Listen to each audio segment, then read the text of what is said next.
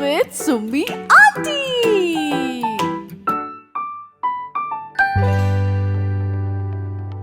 आज हम सुनेंगे कहानी चिंटू चीते की, जो रहता था इस बड़े से जंगल में।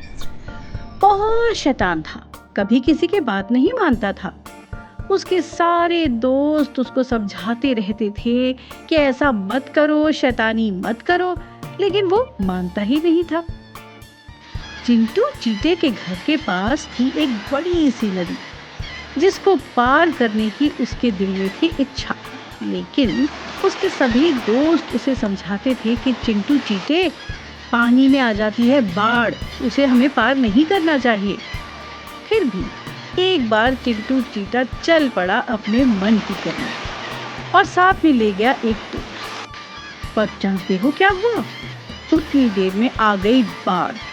अपनी जान बचाने के लिए चिंटू चीते को पत्ते का सहारा लेना पड़ा, और बहता बहता वो कहीं बहुत दूर निकल गया।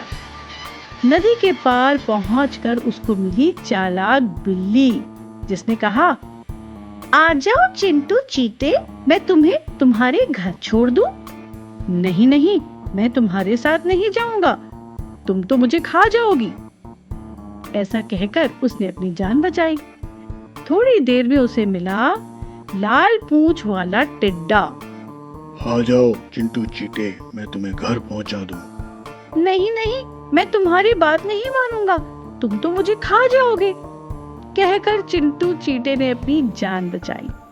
और फिर उसे मिली नीली और लाल चिड़िया। उन्होंने कहा, आ जाओ चिंटू चीते, हम तुम्हें तुम्हारे घर छोड़ दें। चिंटू ने कहा, नहीं नहीं, मैं तुम्हारे साथ नहीं जाऊंगा, वरना तुम मुझे खा जाओगे। अचानक जंगल में आ गई तेज बारिश।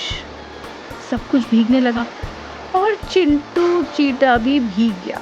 भागकर उसने बड़े से पत्ते के नीचे अपनी जान बचाई।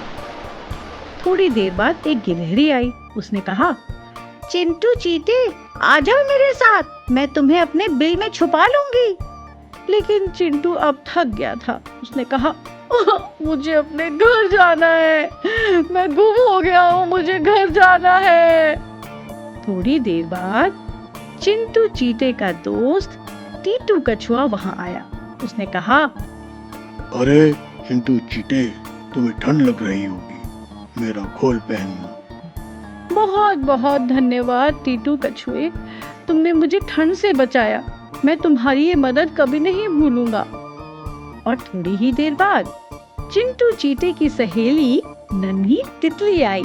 वो अपने साथ लेकर आई थी पंख, और उन पंख को लगाकर चिंटू चीता सीधे अपने घर अपने दोस्तों के पास पहुंच गया। और उसने कान पकड़े कि आज के बाद वो कभी शैतानी नहीं करेगा और सबकी बात मानेगा। Thank you for watching. Subscribe to this channel for more stories.